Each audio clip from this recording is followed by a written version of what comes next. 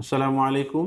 আমি ডাক্তার মোহাম্মদ ইব্রাহিম, সহকারী অধ্যাপক এবং বিভাগীয় প্রধান হিসাবে অত্র হাসপাতালের ফিজিক্যাল মেডিসিন অ্যান্ড রিহ্যাবিলিটেশন বিভাগে কর্মরত আছি।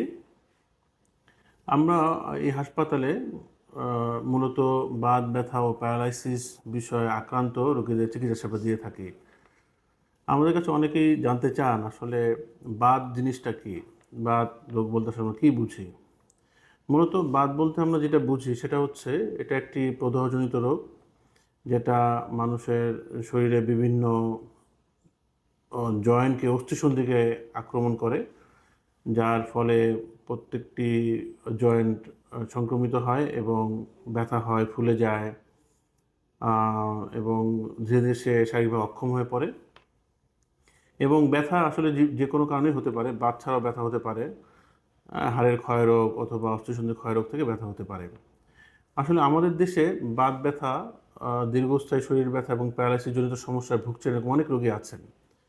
আমাদের হাসপাতালের বহির্বিভাগের 25% রোগী অ্যাকচুয়ালি কোনো না কোনো বাত রোগ নিয়ে আসেন। এবং সরকারের স্বাস্থ্য অর্থনীতি সমীক্ষায় দেখা গেছে যে প্রকৃতপক্ষে বাত ব্যথা আক্রান্ত রোগীদের চিকিৎসা ব্যয় সর্বাধিক হচ্ছে। রাষ্ট্রের স্বাস্থ্য অর্থনীতিতে সবচেয়ে বেশি ব্যয় হচ্ছে বাত ব্যথাজনিত সমস্যার সমাধানে।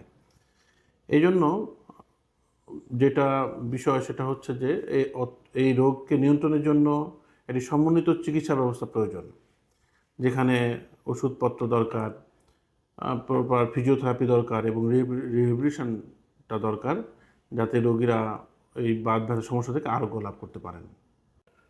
আমরা বাত ব্যথার রোগ ও রোগ নির্ণয় চিকিৎসা, ankylosing spondylitis, rheumatoid arthritis, osteoarthritis, কোমরে ব্যথা, সায়াটিকা পেইন, এই ধরনের রোগের চিকিৎসা আমাদের এখানে দেওয়া হয়ে থাকে।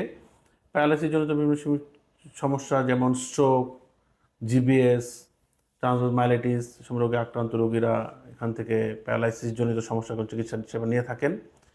শিশুদের অনেক নিউরো ডেভেলপমেন্টাল প্রবলেম হয়ে থাকে, সিপি চাইল্ড অথবা অটিস্টিক চাইল্ড, স্পিচ ডিলে, এদের চিকিৎসা সেবা এখানে দেওয়া হয়। খেলাধুলার কারণে যে সমস্ত ইনজুরি হয় তাদেরকেও এই ধরনের সেবা এখানে দেওয়া হয়।